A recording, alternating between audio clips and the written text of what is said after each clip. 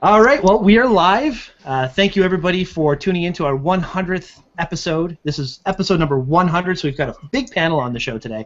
A lot of good old friends of ours from past shows, and we're going to go into some cool things that we've done since they've been on our show and some things that they've done since they've been on our show. Maybe share a few photos and have a good time. It's episode number 100. It's a big party, guys. Party. Woo! Yeah, woo, woo. Yeah. All right. Okay, so let's take a rundown of who we have in the hangout today. Raymond Barlow just is having some issues with his audio. Raymond is an amazing master wildlife photographer. He does a lot of digiscope photography. He just kind of bailed out for a quick second. I hope he's going to make it back in with sound. That would be fantastic, so we'll talk to him when he comes in. And, of course, we have the wonderful Jessie Pesky. Where did Jessie go? She's there. Oh, there she is. When I click on her, it goes black. She's frozen. Yeah, I think she's frozen out, sir. She is frozen out. So hopefully Jessie will be back too. We're hitting 0 for 2 so far. So the people that are here that it is working for, Blake, how are you, sir? Damn, I didn't hang up fast enough. Seems to be a trend. No, I'm good. I'm good. I'm Cool. busy. Well, thank you for being on the show tonight. You've been a regular guest of ours through many shows. You've bailed us out when we were missing hosts, and it's just it wouldn't be the right show if you weren't on for our 100th episode. So thank you very much for being here. No problem. Glad to be here. And beside Blake is our old friend, Mr. Brian Watts. Sir, how are you doing, man? Not too bad. Yourself? I'm doing excellent. You haven't been on this show since episode number 4. Yeah, something about doing 3 hours of a webcast. I don't think I was allowed back on the internet for 2 years after that. Yeah.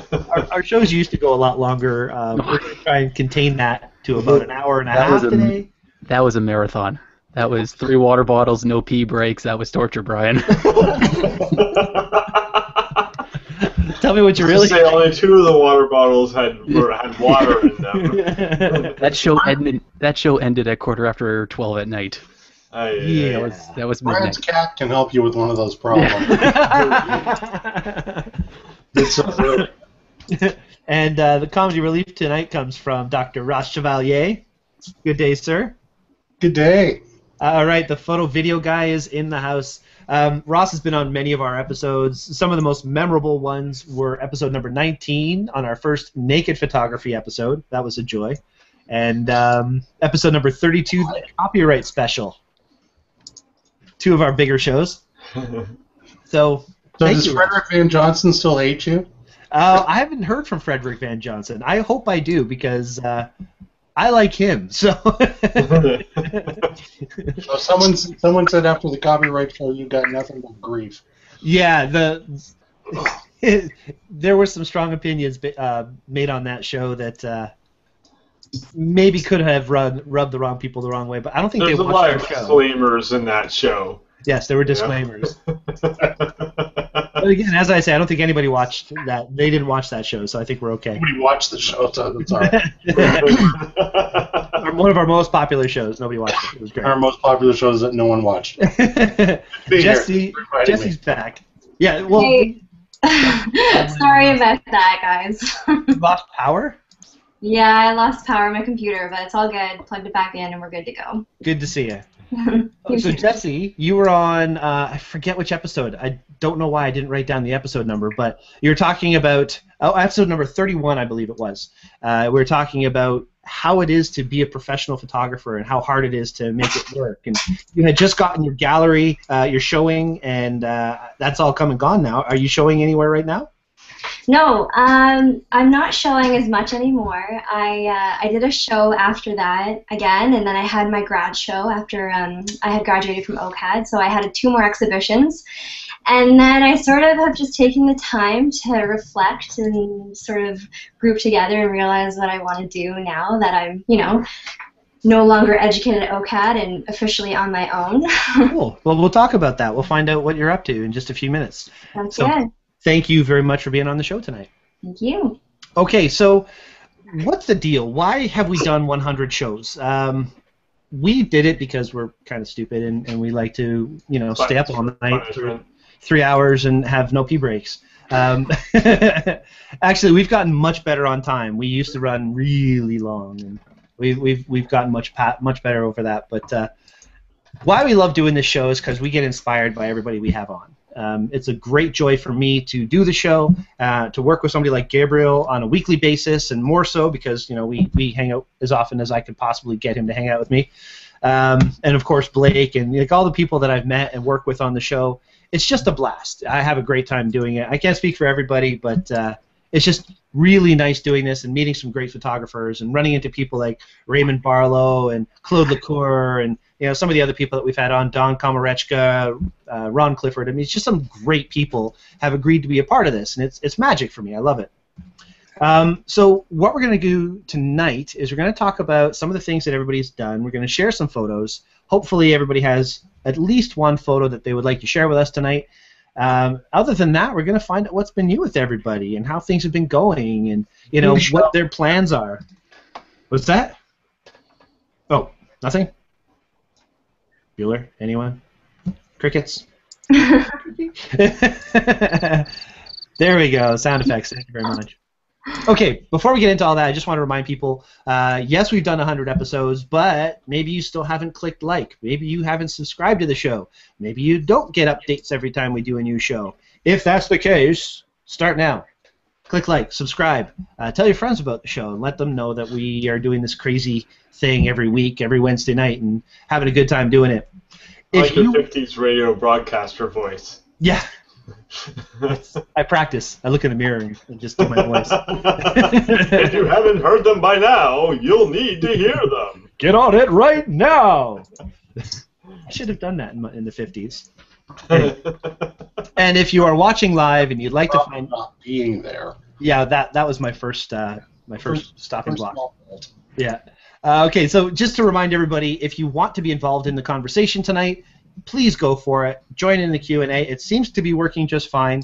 Can I see you in there? Raymond. Raymond has moved into the chat, so that's good. Yes, we can see you in there. That's great. Chirp in anytime you like. You can't share a photo from there, which is rough for us to see your photos that way, but by all means, if that's working for you, great.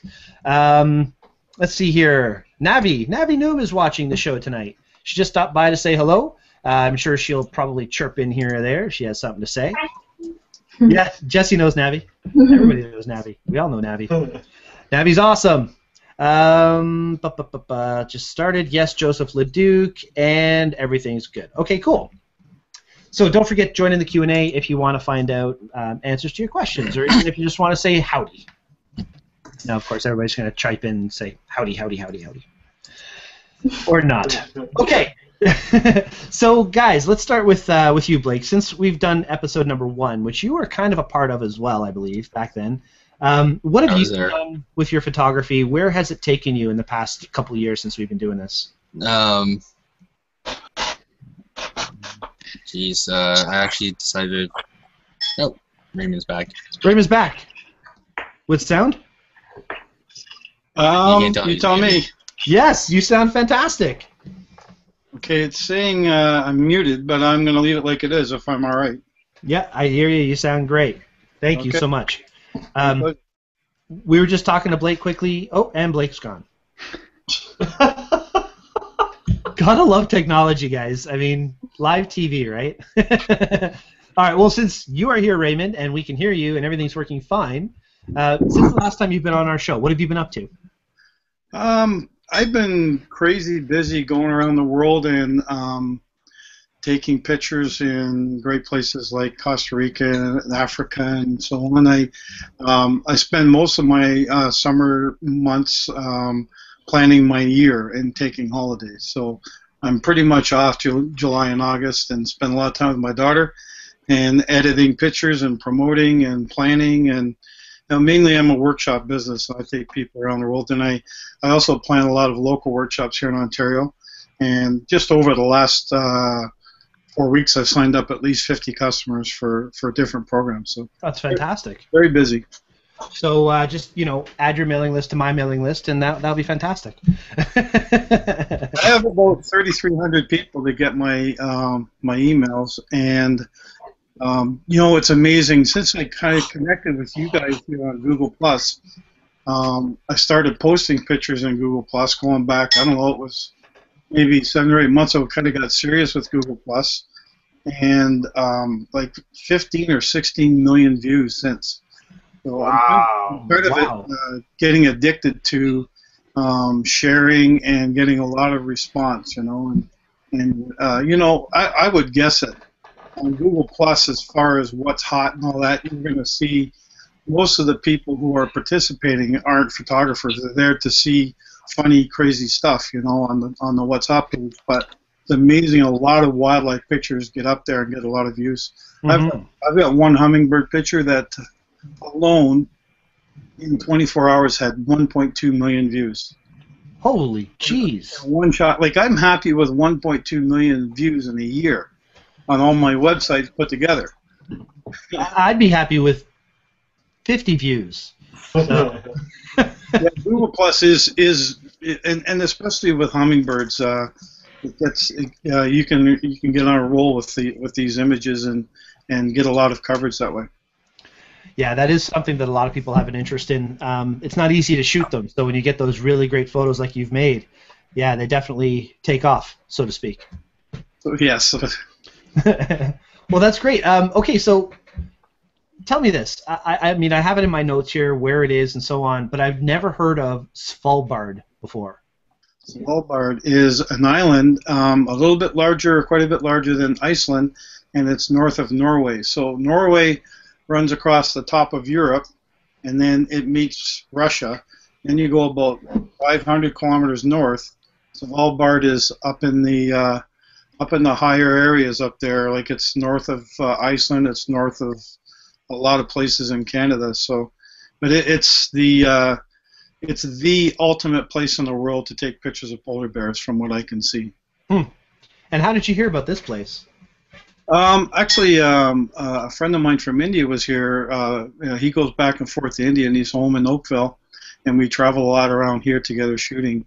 And he says, I want to go see Svalbard. I want to go take pictures of the bears up there. He says, from what I'm seeing online, and the possible, like if you just Google Svalbard polar bears, and then 4 or 5 links down, you'll see images from Svalbard, and it's mind-blowing what you can. It's just a beautiful, beautiful place to go, but it's very expensive. And how's the political situation there? Oh, it's good. You know, I think the only thing that's going on is that I think 3 or 4 countries are fighting for possible ownership of that island. Nobody seems to really know who owns it. There was never anything, but it's not like there's any kind of civil issues at all there.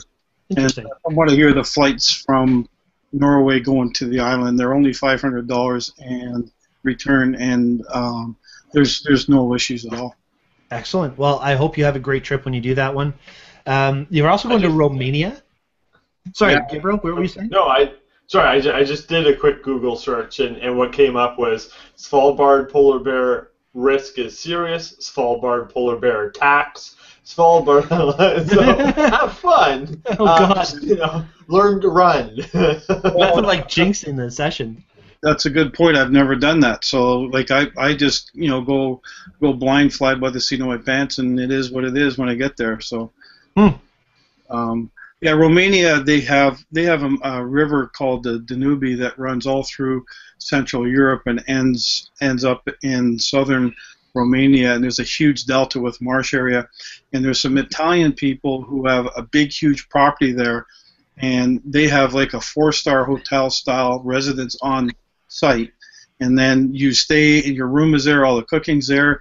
When you want to go shoot, you walk out the door, you jump on a golf cart, you run to whatever one of 20 hides that you want to go to, climb on the hide and shoot, depending on the light, the directions, the activities, and they have boats that are all set up with blinds and camo, and so you get in a boat and it moves around up there.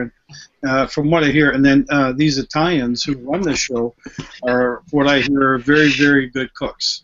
And Oh, so, that'll be good. great experience. Cool. The locations you go to are fantastic, and the photos that I've seen you shoot are excellent, sharp, and beautiful, and compositionally interesting. And we had Claude Lecour on our show. He's another wildlife photographer that Ross and I and the rest of our group know for the most part. And he is one of those photographers as well that when you see the photo, there's more of a story to it, like yourself. It's nice when you can see a photo of an animal where you look at it and you can read a story into it. It's not just, hey, there's a picture of a bear or there's a picture of a bird. Yeah, for me, it's way past the academic record taking of whatever species might be out there. A lot of people who are into bird and animal photography are extremely intelligent people, and they're university graduates, and they are out to capture species. And once they've got a picture of a wolf, like I'll shoot wolves for a week and be very, very happy on the last day and the last hour still shooting wolves. Mm-hmm. Other people aren't like me. See, I'm more of the artist type where I never finished university and I'm not considered an extremely bright person, and it's more of an artistic thing where you take technology and you merge technology with art, and for me it's all about the creative. It's like I'll shoot one bird for a whole week and I'll be happy because at the end of the week I'll have 2 or 3 shots that I can share that'll be special. Awesome. And that's what it takes. And we've talked about it on past shows. How do you make amazing photos? As Gabriel even suggested, go back 40 times. Stay there and make an effort of getting that shot. What I like to say when I'm talking to people is I spend 80% of my energy while I'm photographing a bird or an animal on the environment. And the angle of the light, the angle of, there's a billion places you can put a camera when you're taking a picture of a squirrel. But there's one place that's really, really good, and it takes a lot of thought and a lot of creative energy to get there and to make it happen. So that's what I like to work at. Absolutely. You ever find you make these big trips and you get out there and you're just not seeing the animals? In Africa, on the average, we do 8 days of shooting, and you might get one slowish day, but on the average, you're shooting 2,000 to 3,000 pictures a day, and it's very, very exciting. Wow. Costa Rica, it's a slam dunk. The birds are there. You just have to get out there and take the pictures. Mm-hmm. Like you walk into the one gardens where I go to, and you're surrounded by 100 birds, and they're flying all over the place, and they hit you when they fly by. They fight nonstop, and it's overwhelming. And you get to the point after you shot for 2 or 3 hours, you just have to sit down and take a mental break because it's like being in a war zone. It's so much. There's so much energy going on. It's mind-boggling. That's probably a war zone I could handle. Yeah. Jesse, you go to Africa quite regularly, don't you? Or you've been to Africa more often than I have, at least. Yeah. I guess from the age of 10, I grew up in Kenya, which I haven't been back in 3 years, but I plan on going back next summer, so hopefully that'll go through. But I haven't taken many photos in Africa, actually, so hopefully maybe next time I'll take some pointers and go at it. Do it. I know of a photographer or two you could take as a guide if you need, Yeah, I have a feeling I have a contact. I think you do. It's not me. I'm not traveling there, but Martin goes there. He knows a lot of stuff that goes on in Africa. I'm clueless to it myself. Now, Raymond, just to quickly go back to it, you travel all over the world. You do all the fun stuff that you're doing. You make these amazing photographs. Is there a moment in the past, at least since you've been on our show, that stands out in your mind as that one moment that was like, yes, this is what it's all about? Yeah, I was just explaining it to a guy who's signing up for Africa an hour ago, in fact. We were in Africa. We were in the central Serengeti. We got up and we're driving around. It's kind of slow. There wasn't much to see. And out of the corner of my partner's eye, the guy who owns all the trucks over there, he saw a family of lions about 150, 200 yards away across a meadow near some rocks. So we drove up to them. I'll try and get through this quick because I don't want to take up everybody's time. But we drove up to them, shot them for about 45 minutes. It was 2 females with 5 baby cubs, less than 4 weeks old. And it was spectacular, but it was very harsh light. They were backlit and they were against rocks. So there was nothing we could do about our angle, but you do your best. Then we saw the one female perk up and look, And right away I said, she's hunting. And so we followed her as she left the babies. And then the second female, her sister, followed her about 100 yards back.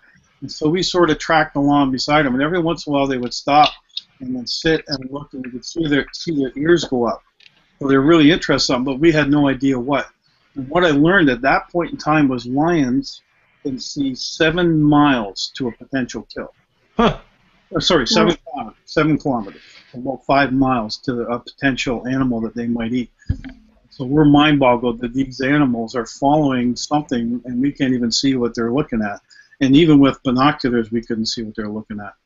And we were lucky a road paralleled their track, and we were about 100 yards off of their flank on their left as they were traveling. All the babies instinctively hide in the bush so that they don't get killed by predators. And every once in a while they would stop, and then the lead female would turn around and look to see how far back her sister was, and she would wave her tail up like this and signal what was going on ahead of her and communicate with the female through tail wags. And then as they got closer, we saw the herd of gazelles that they were targeting on the other side of a ravine. So they walked up to this ravine. The first one went in first and ducked down, and we couldn't see her for about 50 yards. And she was in these high weeds. And then the second one, instead of following her in the weeds, she flanked way around left and went through another direction into the weeds. But they both ended up in the same area at the end of the weeds on the other side of the ravine, which was a funnel that was coming right for us, like a funnel of weeds and then a bridge and then us on the other side of the ravine. So these gazelles are sitting up in the meadow, and they're just kind of foraging around. They're not afraid. They're minding their own business.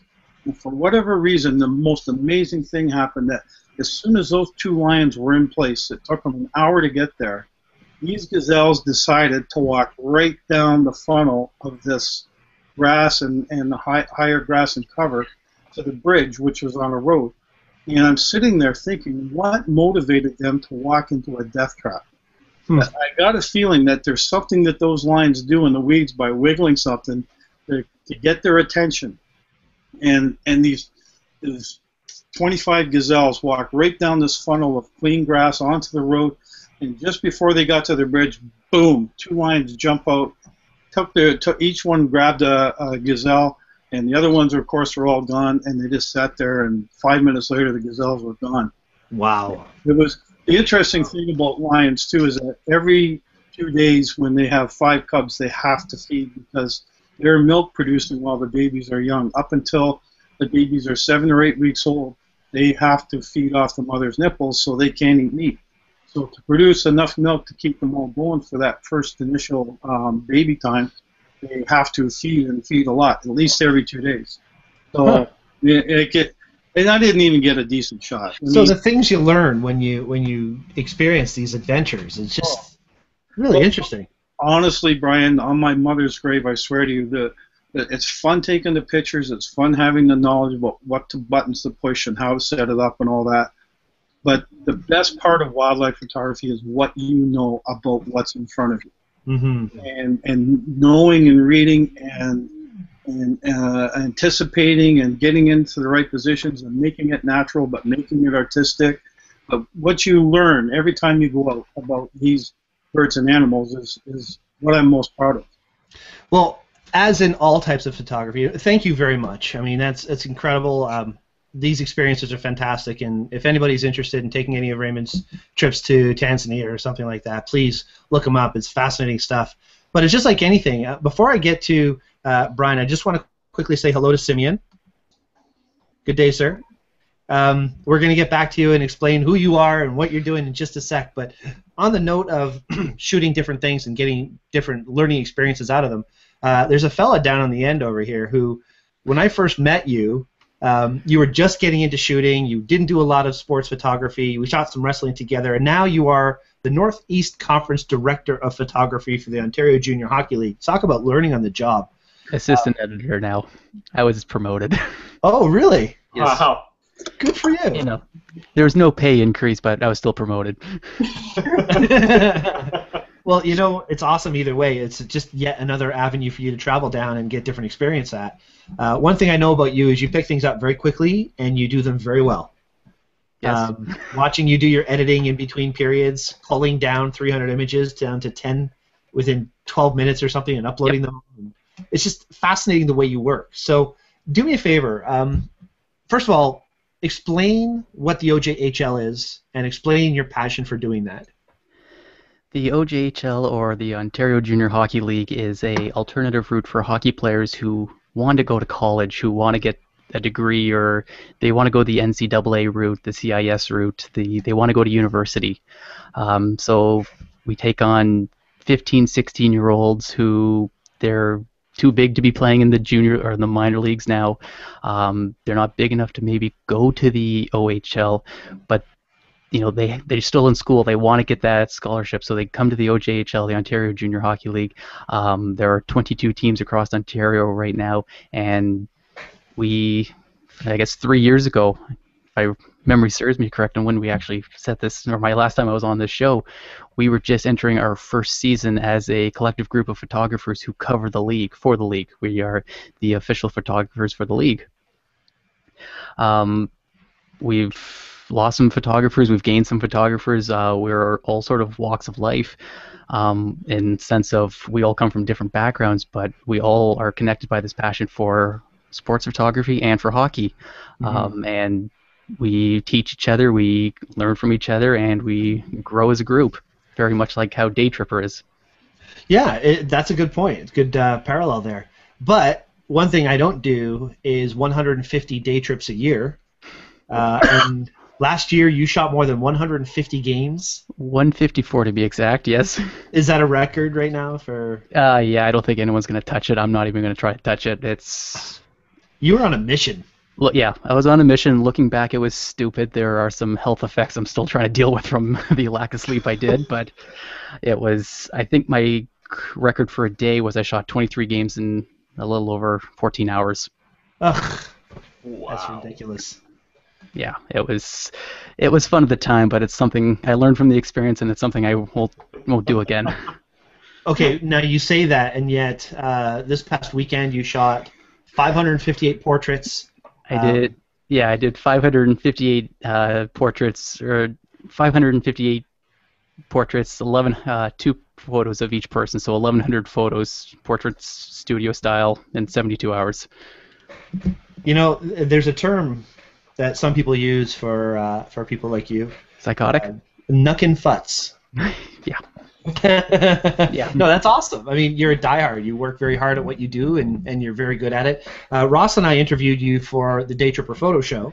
Yep, and I'm reminded about that show every time it airs because someone calls me and says, "You're on TV right now." That's funny. They don't do that to me. That was 2 years ago. I have yet to see the episode, but everyone I know has. It was just on yesterday. I know. Grandma called. That's funny. Well, thank you for being on the show. And you know what? Pipe up any opportunity that you can. Everybody, that applies to everybody. I don't want anybody falling asleep during the show tonight. There's a lot of stuff we have to talk about. We're going to quickly go over what each person's been up to. And then we're going to share some pictures, and we're going to talk about some of the things you've done. So if, in the meantime, each of you can get one of your favorite photos that you've shot lately ready to share, we're going to share that toward the end of the show so we can inspire people with your amazing work. But on that note, Ross, you love shooting hockey, don't you? You're still muted. I know. Okay. Yeah, I just didn't want people to listen to me cough. I did love shooting hockey, and I want to thank Brian for all the introductions to it. Mm-hmm. I still shoot in Aurora. I don't shoot in Newmarket anymore. That's an issue with the Hurricane leadership.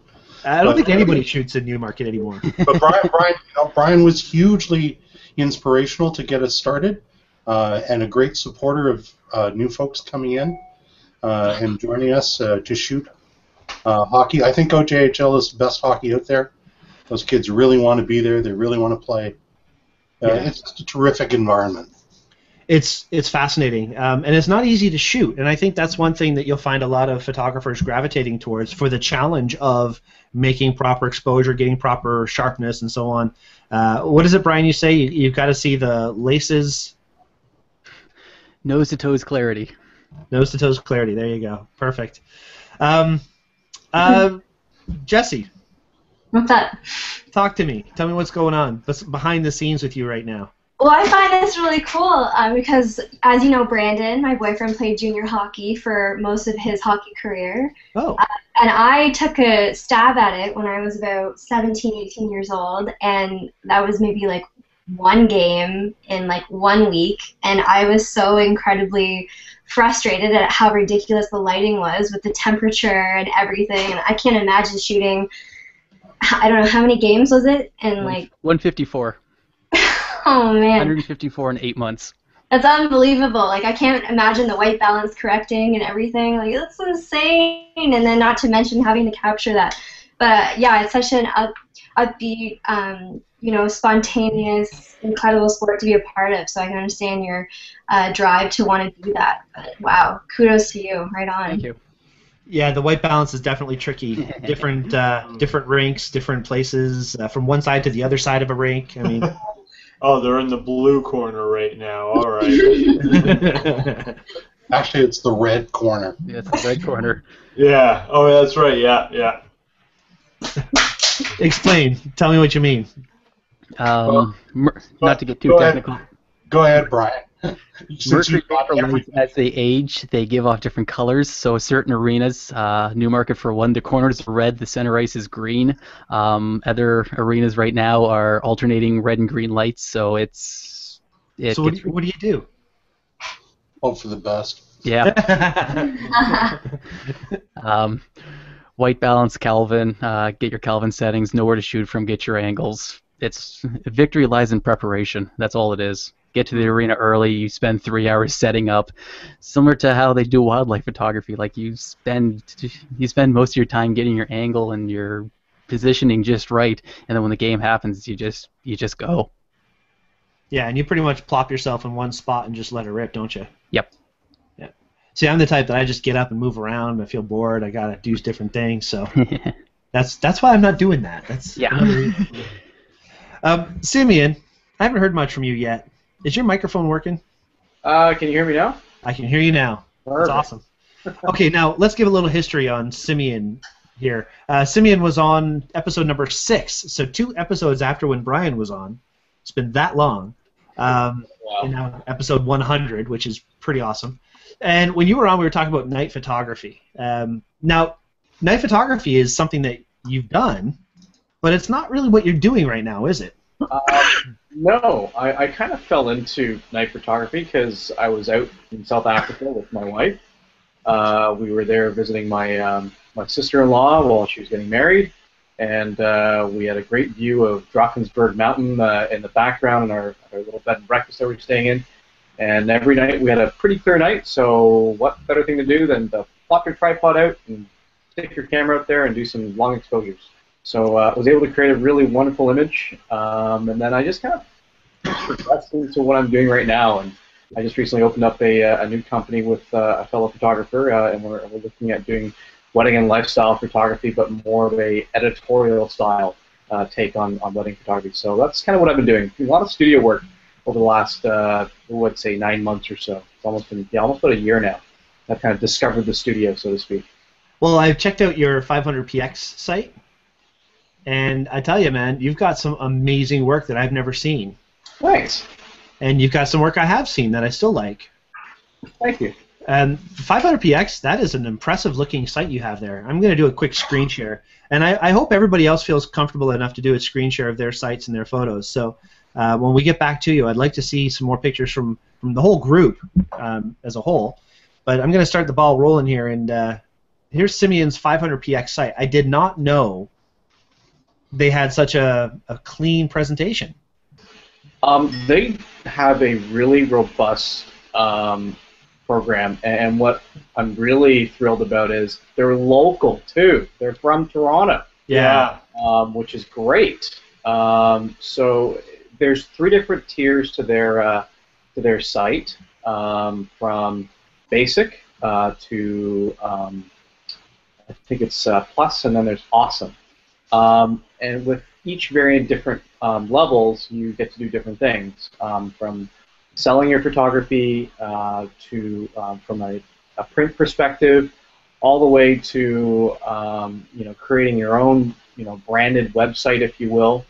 You can take it one step further by paying for an additional fee that kind of gets rid of your 500px, if you will, and it's just Simeon C photography, Right. or whatever, what have you. And you can share as much information on there as you want, or you can share as little information there as you want in terms of your settings and not giving away all your trade secrets, if you will. But it's a wonderful site. It's a great area to kind of show off to other photographers the best of your best kind of thing, and also be inspired. Mm-hmm.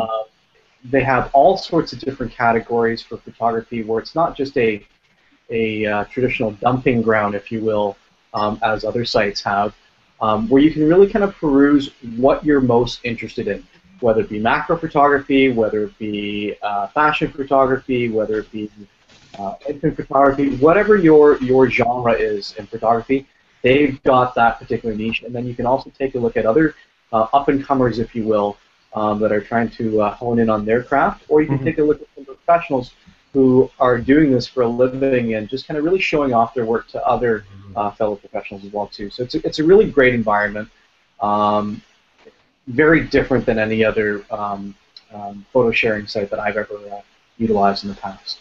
Does everybody on the panel have a 500px account? No. Raymond, you do? Yeah? Jesse, you do not? And Brian just has my profile photo that I shot of him up right now. No, I don't have one either. No, eh? Well, I tell you what, everybody. No worries. I've got a special treat for everybody. For the next person that posts in the Q&A right now, I've got a 500px awesome account for free. So, get on that. Next person that posts in the Q&A will get this free 1-year membership to a 500px awesome account. As Simeon said, that's their top tier, and it's awesome. Mm-hmm. I just something that he touched on earlier is that it's not a dumping ground like Flickr, or somebody shoots a birthday party. It's like, here's the pictures from the birthday party, and then 260 pictures appear. And I found this when I first joined 500px. I don't think they do it anymore, but they did say, very blatantly on their front page, this is for your best pictures only. And I have, I think, 141,000 pictures in my Lightroom library, and I think I have about 8 on my 500px profile. So it's, it's like, if I can shoot a wedding and get one picture that I think is good enough for my 500px, I'm happy. It's really for selective best images. Yeah, it's really nice, and you do get a lot of positive feedback from there. And I just have to say, Glenn Hubbers, you are the winner of the 500px awesome account. There's my 50th voice or something again. Oh, and Joe and Terry and everybody's piping up now. Sorry, guys. All right, so thank you for sharing that. And guys, check out Simeon CTSE. Did I pronounce that right? Yep. Beautiful. And check out his 500px account and see the work that he does. Of course, awesome work, awesome stuff. Thank you so much. All right, I'm just going to quickly jump over to my buddy Ross over here because, Ross, you've got this really cool thing going on right now, the Photo Video Guide TV show on Rogers. This is something that I'm so happy for you for doing this. You've got 13 episodes you've done. And, again, thank you so much for being on the Daytripper Photo Show and being my partner in that show. That was a blast doing that with you. But this show, tell me about this show. What's going on with the Photo Video Guide? So the idea is pretty simple. I think it's when we did the Daytripper Photo Show together, we were targeting folks who were just starting out with some of our trainings. The Photo Video Guide show is built initially for folks who are starting out, but more for committed photographers of differing skill levels. It's a shorter program. It's 30 minutes an episode instead of the hour that you and I did together. And I do want to thank you for being the guest host on nearly half the episodes that we've done. The first episode aired on Sunday. Response has been pretty good, so we'll see how it goes. Awesome. And as you pointed out, I think it's airing 16 times a week. Yeah. That's more than enough to make people sick and tired of it. No. They did get sick and tired of the Daytripper television show, so I'm sure they'll love yours. They'll just eat it up. Very cool. Just want to say hi to Heather, who's watching right now. Glenn, thanks. You've got to be speedy. He was online for the show 24 hours in advance. Yeah, I know. You're asking, like, where's the show? What's going on with the show? And sure enough, it's tomorrow, Glenn. What's going on? Eager viewers. That's awesome. Well, Ross, not to take away from you, thank you so much for being on tonight, and for everything you do. You've been a big inspiration to me and to the show. You've helped us out on many episodes, and it's a lot of what I do is thanks to what you've done for me. So I just wanted to take a quick second to let you know that I really appreciate everything you do. That's very gracious of you, but we're all in this together, right? Absolutely. And speaking of all in this together, I mean, the world of photography has grown, at least in York Region, so much since Ross and I started the Daytripper Photo Show, or since I started Daytripper Photo. There just seems to be a huge swell in the world of photography, and especially up here in Newmarket. It's a great thing to see. Pardon?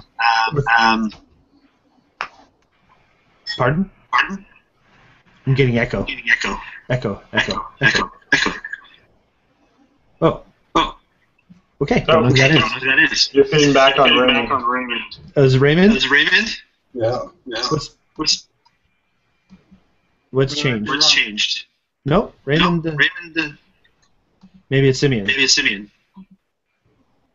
No, he's muted. Oh. Don't want to talk. No, whenever we speak, I can see it repeating on Raymond's mic, even though he's muted for some reason. The joys of live TV. Yeah, really. So are we all echoing? Okay. Raymond, I turned your volume down in the control panel. Perfect. So apparently there is a problem with the mute or something, but you're still here, man. It's all good. Thumbs up. Awesome, cool. All right, so what else do we have to talk about here, guys? Let's share some pictures. Let's see some of your work, some of your artwork that you're proud of. Brian, let's see some hockey stuff from you, man. Forgive me, Brian. It's been 2 years. I'm trying to remember how to do this. Okay, up in the top left corner, you look for the screen share. It is showcase. Second from Capture. The top. Screen share. There you go. Click on that. It'll open up a little window that has Desktop. all the windows you have open. Choose the one you want to share and click go. Okay. Start screen share. Let me just see if I remember how to do this. All right. We see your Good. Your Finder window. Yep. You saw my tweet earlier, Brian. Trying to actually do this was asking to pick children. I've never seen your tweeter, Brian. You just keep that to yourself right now. Awesome. Okay? Can everyone see that, or is that not showing up? Yes, we are seeing No, it. It's very small. We're showing the big picture, or no? No. No, Okay. just one. Give me a You're second. sharing the wrong screen. There's an option to share a window or to share a desktop, and usually it's share the whole desktop. Oh, there you go. There, that's There we awesome. go. That one was actually shot by mistake. My settings were completely off. That's a fair amount of post-processing by my standards into it, but everyone can see that, right? It's not too big. No, it's perfect. Okay, I'm just looking at my thumbnail down here in the corner, and it looks huge. It's exactly what we want to see. That's good. Do you want to talk now- about it? Or? For the record, Yep. I'm going to use Ross's words here for a second. It's Yep. not a mistake. You meant to do this. This is fully intentional. Yeah, sure. Yes. Yes, fully intentional. Happy accident. So explain the photo. This was shot in Wellington, Ontario last May. This was the provincial championship. This was a big one. I routinely am one of the only photographers who will go out onto the ice for when their players come in for warm-up. Shooting 154 games this year, I had the opportunity to experiment of what angles worked and what angles didn't work, and I found that sitting right up next to the boards as the players came out, you got really cool angles. In this case, for a warm-up, they usually stack up the pucks on the boards there or whatever, and it just so happened that as this goalie came out, he swung his stick and knocked the pucks forward, and this was with my 70 to 200 on. give you an idea of what I was shooting with, and I just happened to capture this. When I say my settings were screwed up, I was shooting something else like 2 seconds earlier, and I was shooting at 32 100ths of a second. I usually shoot hockey at around 800th of a second, so my shutter speed was cranked right up on this thing. Yeah. So you had to brighten it up probably? Yeah, I've had to brighten it up a fair bit in Photoshop, but it's still one of my favorite photos to this day because it just looks so cool. It is pretty cool. You can see his eyes are on the puck. He's just waiting to scoop one up as he keeps on going. Yeah, excellent just everything motion. about it. Yeah, and I like your idea about being close to the boards there. It definitely gives you a sense of depth that you wouldn't normally see in a photo for hockey. Yes. Great stuff. Thank you. Any thoughts on Bry's photo, guys? Silence. Silence. Awesome. Raymond loves it, but he can't speak because he echoes. Thank you. I really think Brian is underrated as a sports photographer. You know, it's great that he does the OJHL stuff, but really, you know, having taken classes with truly awesome sports photographers like Dave Black, and most recently a class with Peter Reed Miller from Sports Illustrated. Excellent. Brian, you got places to go, dude. Thank you. Appreciate it. I 100% agree, and I don't think that you know, you're going to be sticking in the OJHL for too long. I mean, you've had some stints. You've gone to Buffalo. Yep. And were you shooting an NHL game? No, I was shooting in the NHL arena though. Okay. I had full access to the completely empty arena for 4 hours. Oh, that was cool. Like a kid in a candy store. Yeah, no kidding. Yeah. Well, I tell you what, if you when you get into shoot for the Leafs or for whomever, you know, if you need a second, I'm sure Ross and I will step in any minute of any day. You're the first one on the list, Brian. Don't worry. Sweet. Thanks, brother. All right, Ross, have you got something you'd like to share with us today? I guess so. You guys were asking about sites. I use SmugMug. But I don't know if this happens to other people, but keeping it up to date seems to be work. And no, it's not like you're busy doing other things or anything. Right. So that, for example, is the SmugMug main page, and so you get a sense of the kinds of things that I do shoot. Mm-hmm. But recently, you and I took a roll up to the Y Marsh, and I'm just going to switch the share for something else because I want to encourage people to get out and try something different. Excellent. This is what I've been waiting for. Try something different. So I'm a big fan of trying to create 3 dimensions in a 2-dimensional space and a sense of time in a frozen image. And so this is a technique that I learned a very long time ago, but digital opens it up in a way that film never could. And a couple of the interesting things that can happen is if you get exactly the right scene with the right level of light and a stunning amount of luck, the light trails and the streaks that get created when you use this technique actually develop little heads and little tails. They look like individual light beams, like you do light painting, flashlight beams, but it's actually just daylight through some trees. So I think this is fun stuff. I really enjoy doing this. It is very much impressionist style art because it's kind of like that old what was that commercial we were joking about on the weekend? Every handful is a whole new ball game or something like that. You never know what you're going to get. Oh, okay. Yeah, that's true. I mean, you can't really simulate the exact same photo more than once. It's difficult because you're moving the camera. It's a slow shutter speed, and you're just moving the camera up and down. Yep, it's a drag and a pull.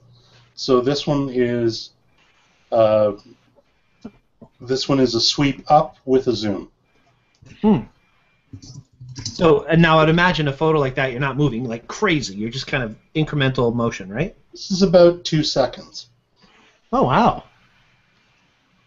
So that would be just like a slow drag. Yeah, it's like that. Very neat. But in this case, it was like that. So it's okay. So Awesome. torquing the zoom, and that's why it's got a bit of a bow at the edge. I see. was pushing the wide as I was going up.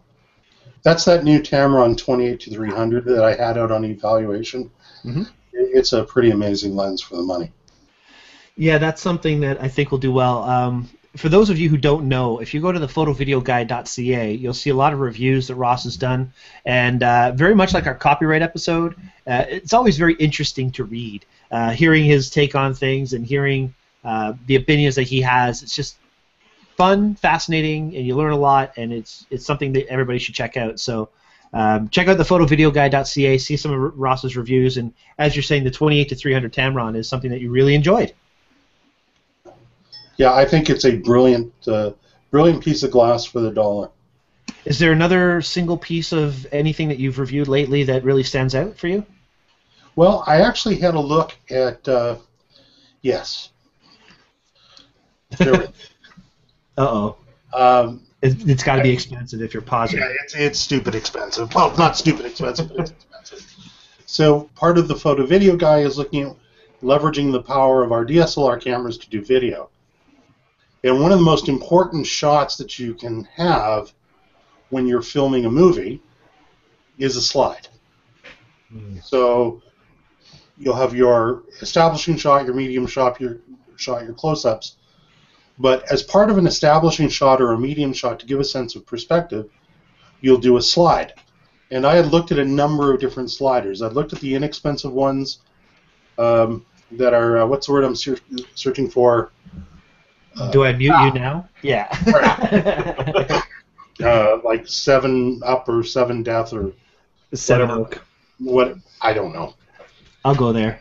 And then there's a great Canadian company called Cinovate that does a really nice slider, but it's really, really heavy. So I think folks who've read a lot of my reviews or that I've gone shooting with know that I'm both a fan of and sponsored by a great company out of the United States called Really Right Stuff. And when I saw Joe Johnson at Photoshop World last month, he said, "Ross, you got to check this out. It's brand new. It's our slider." And they sent one up. I've had it now for 2 weeks. They bastards want it back. It is absolutely incredible. They're actually taking it back? Yeah, it's so unfair. The nerve. So I'm offering them a trade. They send me their new video head, and I'll send them their slider back. Like all Really Right Stuff product, the construction is absolutely impeccable. It's an incredibly lightweight but very stable product. I was running a slide in a test using a 1DX with Canon's 28-300 all the way out, and as you may know, that's a bit of a wobbly proposition, even on a good tripod, and on this slider it was rock smooth. It's just beautiful. Is this the unit I have up here that you're talking about? The VS288 slider. Beautiful. That's exactly the unit I'm talking about. Now, what was up? Oh, $690. I guess that's American. That's US. I guess that's not totally out of the realm. I mean, that's kind of in line with what the Cinovate product out of Thunder Bay would be. It's similar. It's similar in price, and the Cinovate stuff is very good. But this is so much lighter and so much more portable. The way you can actually carry it because of it's Really Right Stuff. So everything just comes on and off with perfect locks. It's really simple. You can carry it in a piece of pipe, plastic drain pipe, with 2 caps on it. Nice. So you can throw it in the overhead on a plane, or it can go in the belly of an aircraft if you're doing a shoot. And although it's designed for a DSLR, because I can't read manuals, I put my Canon C300 with the 400 on top of it and tried that, and it's I mean, the shot was nothing because there was nothing to shoot. Boy, it's just incredible. Excellent. So I'm really enthused about that. I think that all of us as photographers have a great opportunity, given the kit we already own, to start shooting our own little films, and learning the techniques, and using some simple tools like a good slider. Some of them are motorized. This one you could actually rack and do a vertical riser with it. It's pretty cool. Awesome. You mentioned how you do a wide shot, a medium shot, and close shot. One of the episodes we did, you were on, we talked about that. Of course, the new GoPro Hero 4 Awesome. has that built in finally. Yeah. Can't That wait. is a huge thing. I can't wait for the Hero 4. I just wish they had stabilizer in it, but whatever. I'm just picky. Well, actually, that's a good point, and I don't want to derail your show, but I'm happy that it doesn't. Explain that. Well, because of the nature of how stabilization in body works, in-body stabilization moves the sensor. If the stabilization was in the lens, that would be different. But in-body stabilization for Cine, because you're shooting, and one of the great things about the Hero 4, 120 frames per second, you're going to get jello. And you get jello cam if it had stabilization. Interesting. So you actually think stabilizing after the fact is the better way to go? I would if I had too much jitter out of high frame rate GoPro video, I could run that through Premiere Pro, and it will take a bit of processing power, but it will clean it right up and it will actually look better. That's been my frustration shooting wrestling with the GoPros on the corner post. Anytime a wrestler would go from side to side, it would just... Yeah, well, and that's a mount challenge as much as anything. Yes. Right. Image stabilization probably wouldn't help you with that, because the range of movement of the camera is greater than the range of adjustment of the stabilizer. Uh-oh, Simeon just issued some fighting words to Gabriel. No, that's just his default profile picture. Has been for a long time. He's a Mac user, so he probably doesn't know how to change it. Not nice, not nice. And because of that, I'm moving past you and going to talk to Jesse for a second. Jesse. Get him, Simeon! Get him! Oh, you heard that, did you, Simeon? Once you go Mac, you never go back. I agree. I prefer Mac. It's locked into the proprietary system. Keep going. All right. So Jesse, how you doing? Seriously, Jesse, do us a favor and show us one of your amazing photos, please. See if you've got something. I don't remember how to do there. Okay, screen share, right? Yep. And then the little box opens with all the options to choose, and choose the one that has the photo you'd like to share. I have my website open. Oh, perfect. There we go. Start screen. Can you see? It takes a quick sec for it to kick in there. Yep, you're up. Can you see me scroll through, or is it just the one? No, we'll see you scroll through. Oh, okay. There you go. So you're heavy into portraiture. Yes. And why is it portraiture that you really click with? That's funny. I'm in the midst of just writing my new strategic plan, and basically I'm structuring it around portraiture, and I've had to ask those hard questions about why.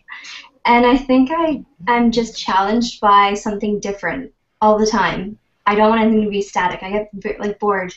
I am very unruly that way. So I think meeting new people, new situations, something exciting and spontaneous is what gets me going, especially on a business stance and shooting professionally.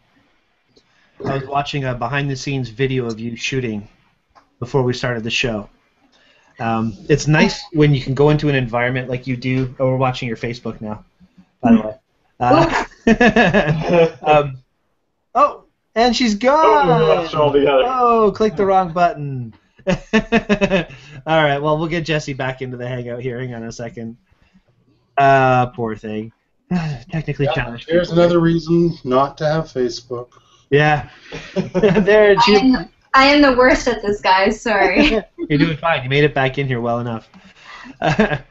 Okay, so I was just going to say that we meet so many great people, and seeing the footage from behind the scenes and all the makeup artists and the wardrobe, and there's so much that goes on behind the scenes. I know Simeon is probably going to show us one of his portraits as well, and Simeon goes to a lot of portrait sessions, learning how to shoot in different environments and meeting new people and so on. But how do you meet your models, and And why would you pick one model over another? Is it based on the job that you have, or just to gain experience, or like what is your mindset when it comes to planning a shoot, and why a specific person? Well, it totally depends on the project that I'm doing. So if I'm commissioned to shoot, say, an editorial, I have really no say. I can put in my first, second, and third choices for a model. It all depends on the agency. Like, I have preferences here in Toronto that I'm linked to, and I prefer to work with a model from that agency because I know the caliber at which the model works.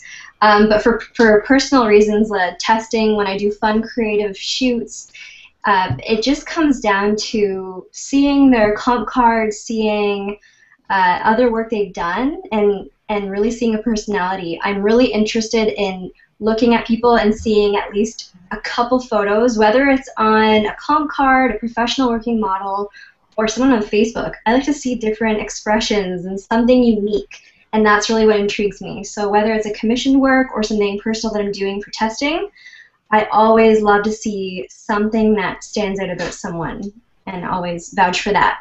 Cool. Well, we talked earlier about how you had your gallery and you had all your artwork up, and then you said you've moved on past that. We're going to get a little more into it. Let's do that. Let's find out what you've been up to, and what's your business strategy. What's going on? Oh man. Well, I haven't exactly moved past the fine art realm of photography. I do love it. It's completely iffy and all over the place, and economically stressful. I'm sure if you're a working artist, you know that. Being a recent graduate, I'm just not there yet right now. One day I would hope to continue my exhibitions, my personal work, but for now that's just not the case. I'm still an active artist in the community of Toronto. I've had a couple more exhibitions, like I said before, but it's just not there. So now, moving forward, now that I've graduated, where are my goals? What's my strategy moving forward? I'm working in editorial photography, fashion, business consulting in photography, and again, working with model testing. Very cool. Well, luckily, you've agreed to come back on our show in November.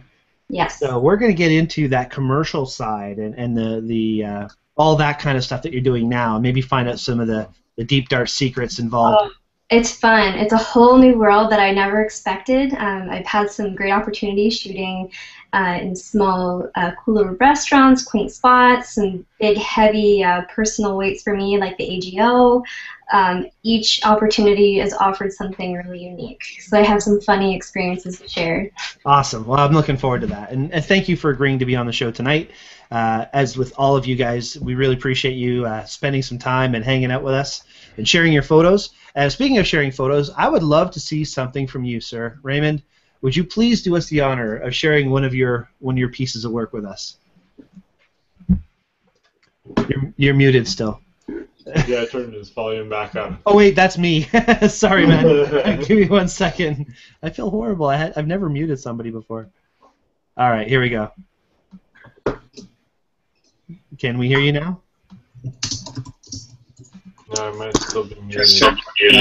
There we go. Okay. How's it sound?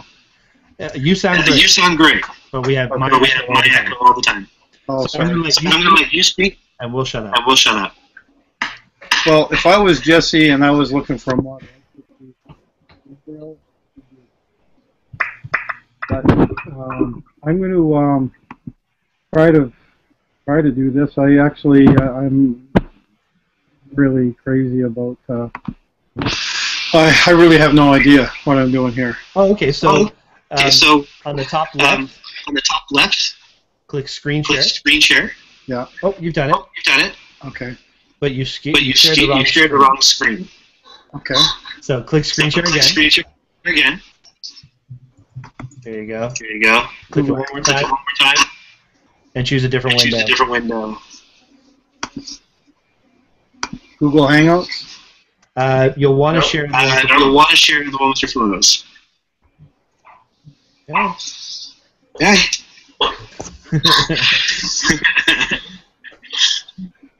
I'm lost, guys. Sorry. Okay, no worries. Just click there one more time. Okay. So do you have one of your images? Open? I don't have anything open now. No. Okay, so I'll come back to you.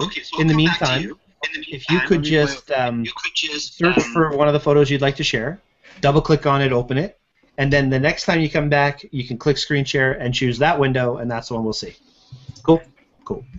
Simeon, in the meantime, sir, why don't you grace us with one of your images that you've shot recently, something that you really love, something that you've done since you were on our show before, and potentially something that's changed your photography, because I know you've really gone down different avenues with your stuff. Yeah, well, you know what, I'll share one quick night photography thing I did not so long ago. 1 second here.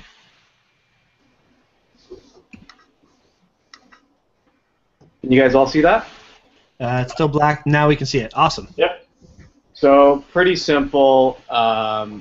Camera on a tripod, long exposure. I think I cinched it down to like f/22, and just did a long exposure with a streetcar going by. I'm still trying to figure out what some of these other little crazy lights are going by. I don't know whether it was another car that was in front of it or what have you. So that was kind of fun down at the at Batherson front area. You know, we're across from Union Station and around that neck of the woods kind of thing. So that was kind of fun. Cool. I love night photography. I love long exposures, and it's good that you got the streetcar because it gives it height to it, right? If it was a car, it would be much lower. You wouldn't have that same tall feel of the lights that you're getting. And as far as I can see, those other lights that you have right there, those are aliens. Yeah, that's what I'm thinking too. That's exactly right. Those are the little aliens whose first tentacle is stuck to the window of the streetcar, and they're just waving around. You know, I thought I saw that there. And they're pretty pissed off about it, too. They keep on smacking against the side of the... Oh, they're ticked, dude. I would not open your windows at night. They are coming for you. Okay, now we're silly. Some of the fun stuff that I've been doing. Cool. What I've kind of really been focusing on as of late, let me see if I can just bring another picture up here for you guys.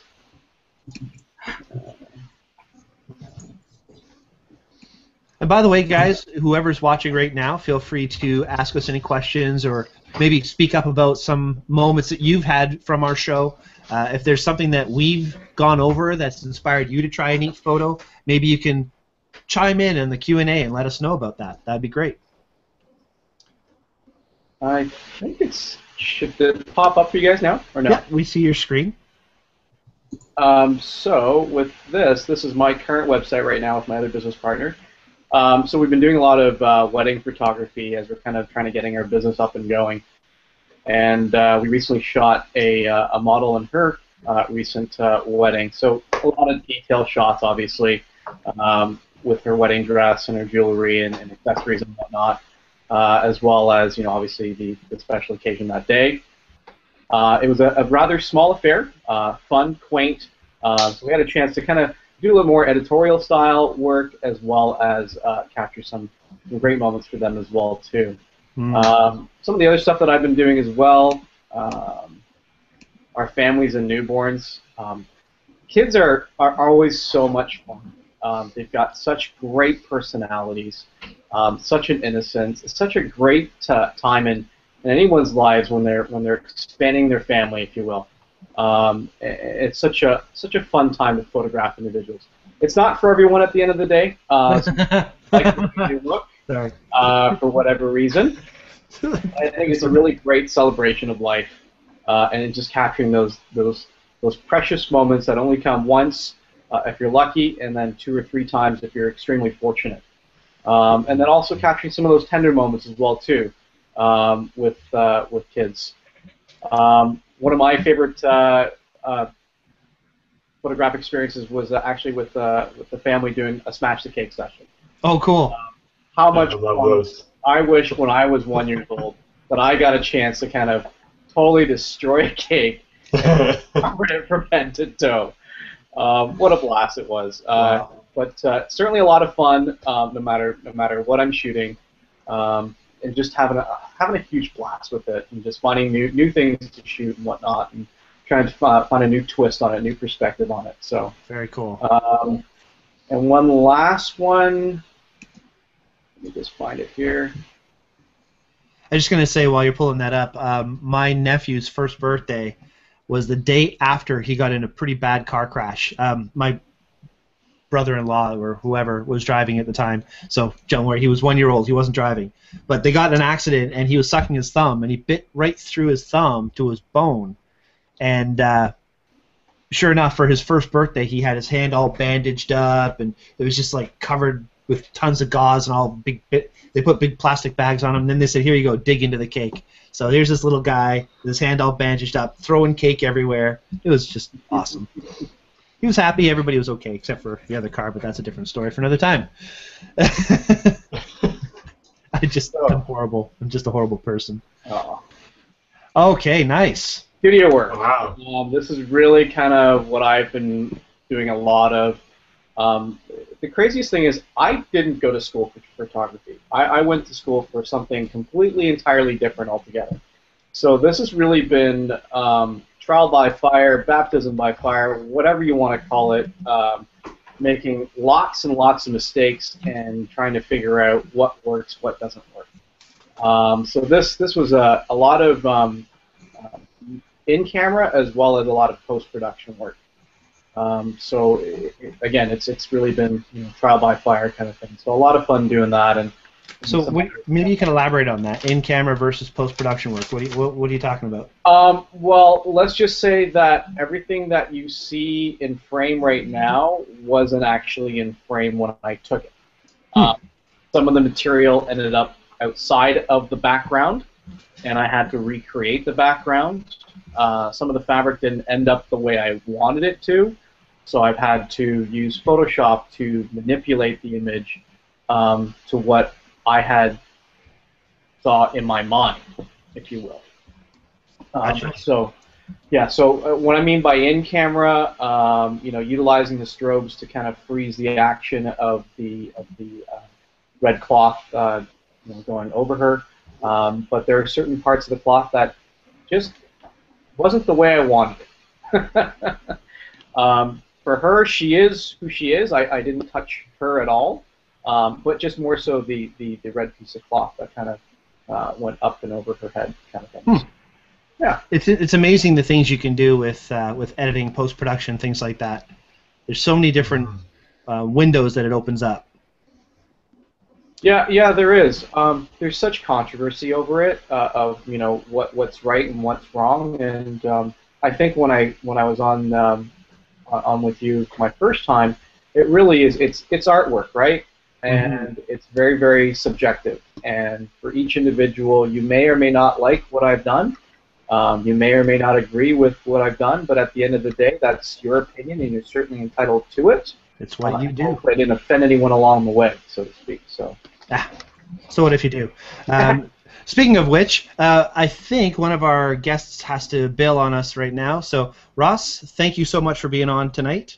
My pleasure, and it's great to see everybody's incredible work. I was just listening to what Simeon had to say, and do you like your work, man? Because as long as you like it, that's all that matters.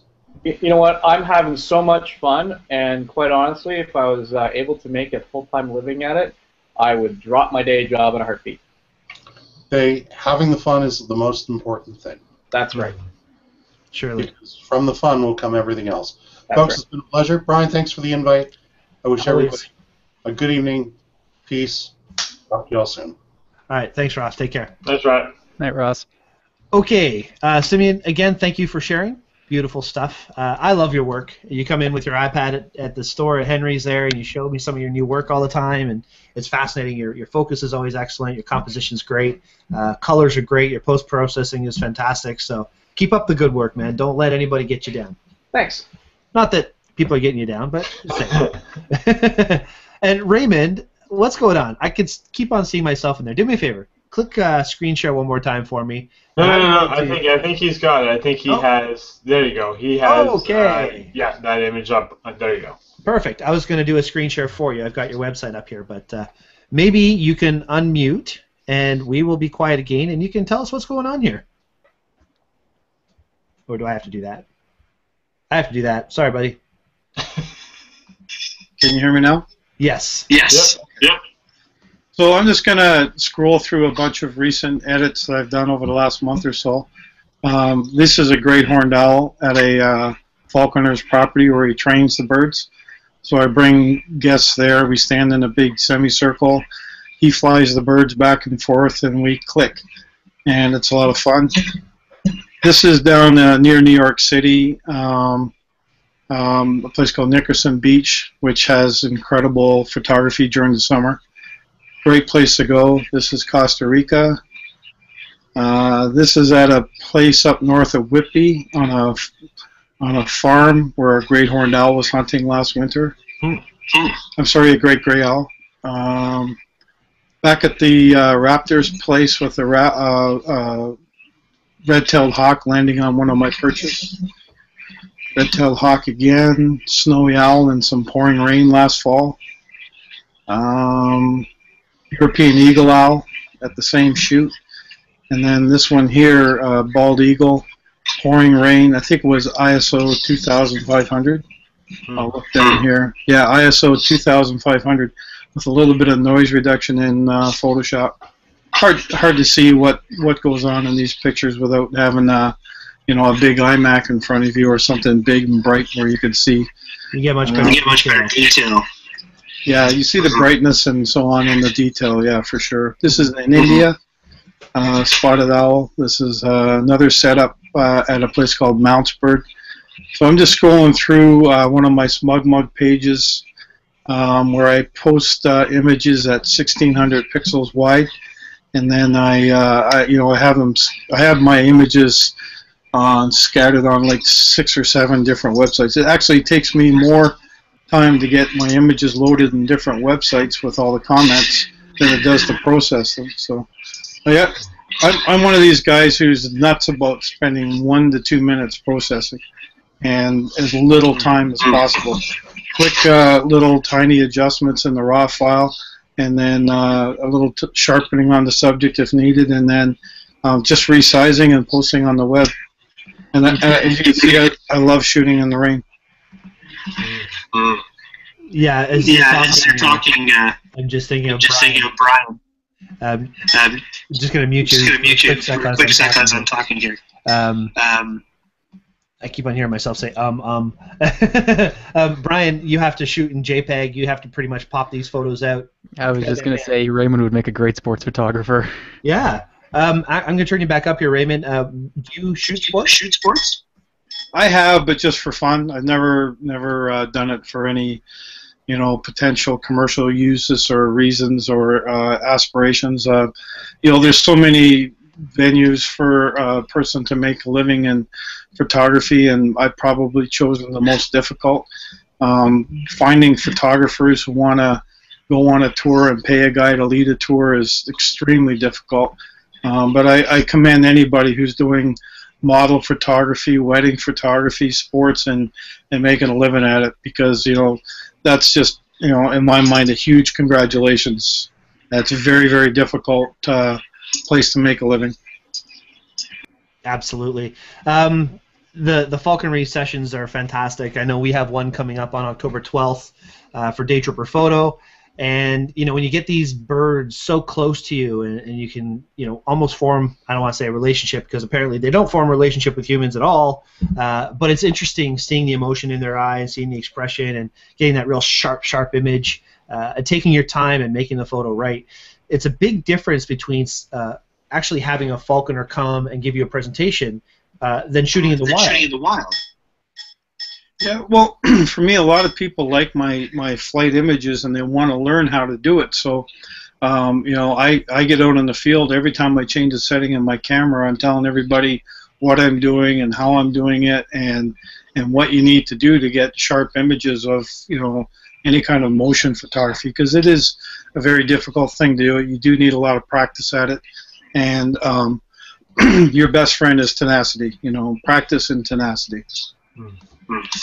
Great advice. I'm going to do a quick screen share here and show another image of yours, Raymond. This is one I found on your Squarespace site, or SmugMug site as well. The moonshot. Now, obviously, this isn't as challenging for some people to shoot as the sports or the wildlife birds in flight, but this is done in a different way, isn't it? How did you shoot this photo here? what I do is I have a Swarovski spotting scope. I'm actually sponsored by Swarovski, or at least I represent them. They pay me to do stuff for them. And I'm standing on my driveway, and I'm shooting this at about 1440 millimeters at f9. If you click on the little eye down in the corner, you'll see the exposure time, probably, I don't know, maybe 80 seconds or 90 seconds. So there's on the spotting scope, like I did in Daytripper number 58, I explained and showed how you use the spotting scope with the DSLR. There's attachments, and then you snap your DSLR onto the spotting scope, and there's no electronics in the scope, so you're totally in camera control. And you do test exposures, and there's a little bit of processing there. You need a good sharp image properly exposed to do the moon, and then you fine tune it. To bring it out, you need to play with the contrast and sharpening a little bit without getting into too much noise.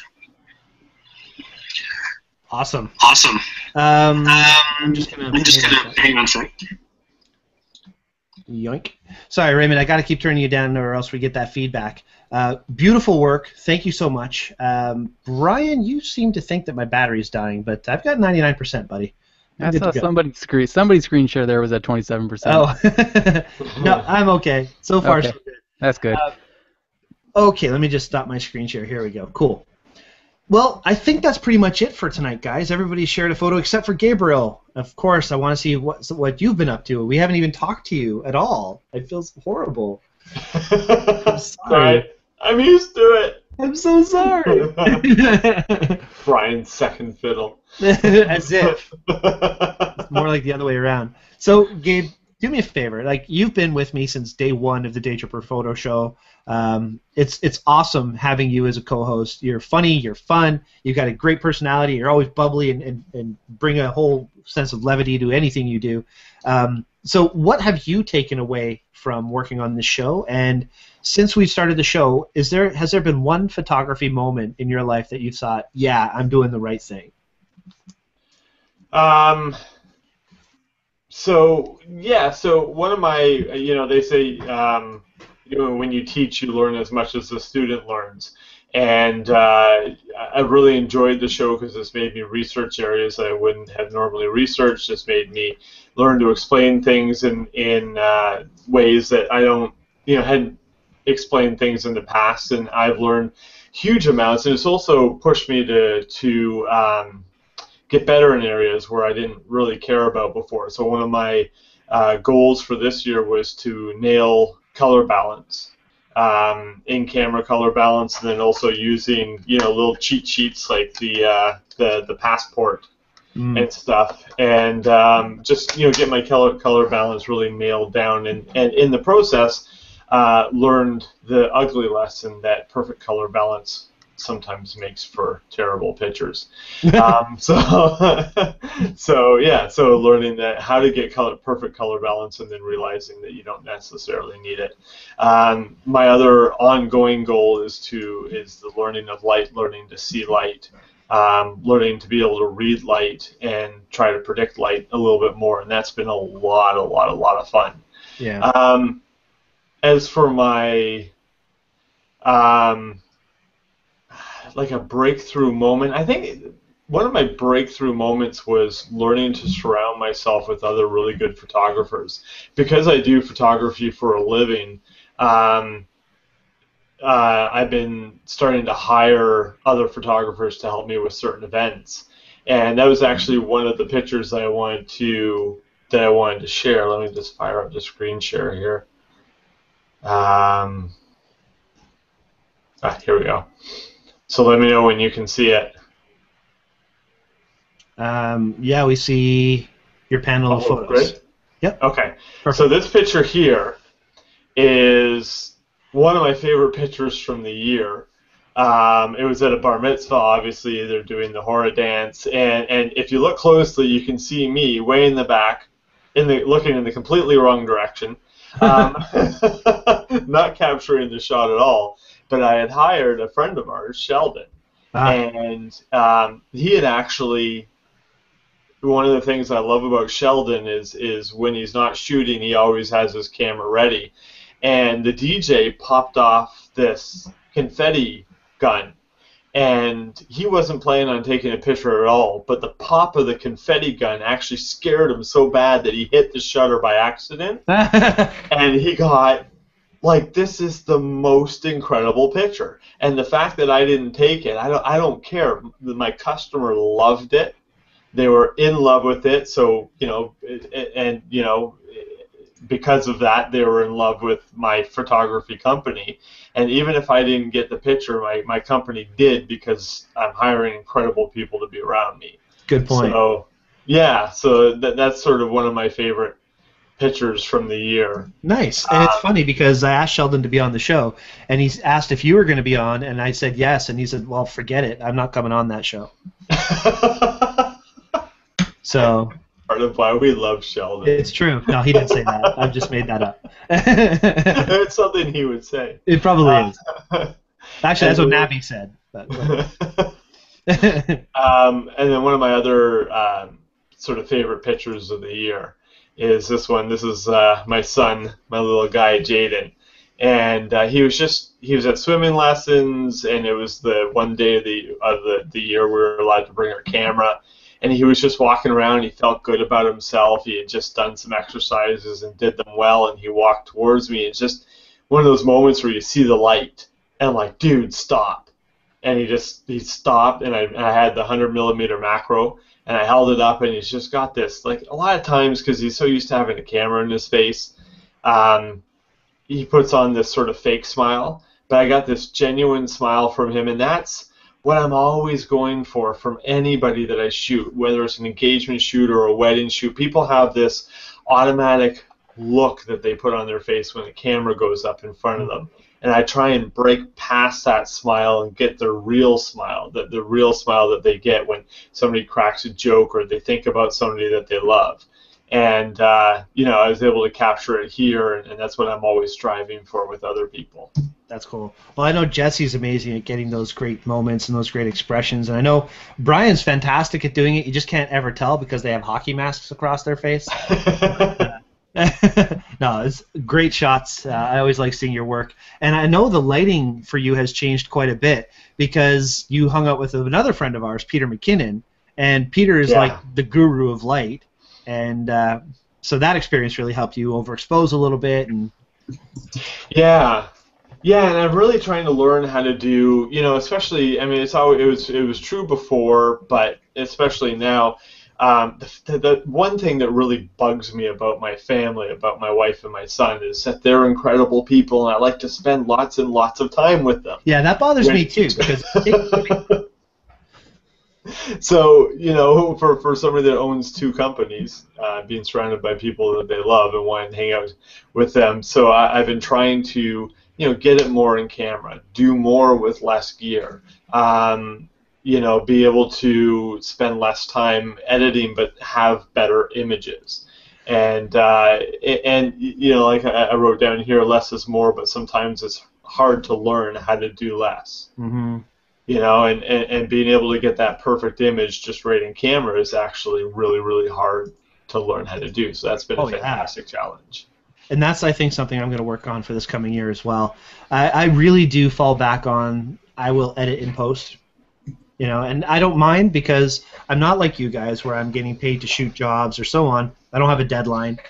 My thing is teaching photography, taking you on day trips, and, you know, obviously selling through Henry's and so on. So when I'm shooting, it's either on a day trip where I'm not really there for me. I'm there to help other people make better photos, so I don't really come home with too much on my own. Or I'm hanging out with you guys, going on a trip to, I don't know, Camp X or, you know, something different and unique. So for me, the best photos I've made this year have been on day trips. And again, it's like you know, you get 1 or 2 minutes on a day trip, you set up your camera, you take a shot, and you move on. And that's pretty much how I have to think of what I do. I'm going to do a quick screen share of my shot that I was thinking of sharing with you guys. And then we're going to wrap it up because I think some people actually want to get to sleep at some point tonight. So here you go. This is a shot from the last day trip that we were just on at the Y Marsh. This is the Martyrs Shrine Church, and it's it's one of those places that when you're standing there, it's just you're in awe of how big it is and how vast it feels, and the ornate work of all the glass, the stained glass windows and all that. And the first thing I think when I look at it is how colorful it is and how bold and colorful it is. And of course, in my brain, that registers as make it black and white. So that's what I went with for here. And I just happened to notice, I was walking past the podium, and I looked at the podium, and I noticed that he had it all set up. And it was really interesting the way he had the pages set up, and I'm assuming it was the minister who organized and did all this, and the wordage and the page that it was open to. I didn't do that. That's just how it was sitting, and I just kind of plopped my camera in front and made the shot. It's a fun place to be. It's very inspiring to be there, the Martyrs' Shrine. It basically is giving homage to all of the Jesuits and people who died trying to bring peace and all kinds of good things to the area, Ontario, way back in the mid-1600s. And it's just a fascinating, fascinating area to go to. So there's one shot. I'm going to screen share one more, which I don't think I had open, but I really enjoyed it. That trip actually, to me, was one of my favorite for photography. I actually did a pre-trip there with my wife about a week before we went on our day trip. I always like to do a pre-trip before I actually go somewhere, just to be sure and work out all the details. So here is another image from the same area. This is actually from Ste. Marie among the Huron. And it's, again, that moody feel to it. They actually had a fire going inside, a wood fire, so all that is smoke that was all filling the room. In fact, you couldn't really sit in there for too long, or else you'd start, coughing and puking up smoke, which isn't something I do regularly. So just the moodiness of it, and all the animals hanging all over the place, and yeah, Simeon, as you're saying, the light coming through the window, it was a very neat vibe. And in every room of this place, there's stuff like this to shoot. So, in the new year, part of the 2014 Daytripper or 2015 Daytripper Photo series, there's going to be an evening session at Ste. Marie among the Huron, and we're going to have flash and studio lighting, and we're going to have period-dressed models and all that kind of stuff. So, that will be a great thing. 2015 is going to be a radical change for Daytripper. There's going to be a lot of different sessions. Gabriel and I have a few things that we're working on that we have to keep somewhat secret for now until we launch it. So a lot of really great stuff coming up in 2015 for Daytripper, and episode number 100 is just the start. So thank you guys so much for being on our show tonight. I apologize for maybe being a little long-winded myself, but it was fun. It was fun. And hang on a second, Raymond, I'm going to turn you back up because I want to say thank you to you, and I want you to hear me, and I want to hear you hear me. So there you go. My pleasure. Can you hear me? Yes. Yes, you hear me just fine. Thank you so much for taking the time. Enjoyed the show. That was awesome. Good. I'm glad you enjoyed it. And we will have you back. Anytime. Thank you, sir. Thank you, sir. Okay, so to the rest of you, thank you all so much as well. I'm just going to bring Raymond's volume back down again. Simeon, I know you're a busy guy. I mean, you stop in the store once a week sometimes, and then all of a sudden we don't see you for 6 months because you're so busy doing your whole world stuff. So thank you for being on our show tonight, and thank you for being on our show way back in the day, one of our first guests. And thank you. Jesse, thank you so much. You've been on the show a few times now, and you're coming back again, so that must mean we're doing something right. Yeah, I'm excited, and thank you for having me. I feel honored to be a part of the 100th episode. No worries. Thank you so much for saying yes. And Brian, as always, love hanging out with you, man. I can see you're probably fading on me right now and thinking, when is this show going to be over? Yeah, we're done, sir. We're done. No 3-hour show. All right. Before I say goodbye to everybody, I'm just going to give you a reminder. There was no photo challenge per se this week. Although we did ask you to post your selfies, and there have been awesome ones. There's been some really cool shots posted this week. So I'm sure we'll talk about them a little bit next week. But the big deal for me, next week, our guest will be Taya Munster from the Toronto Zombie Walk, and I'm super excited to have her back on the show. She was on before the Zombie Walk last year.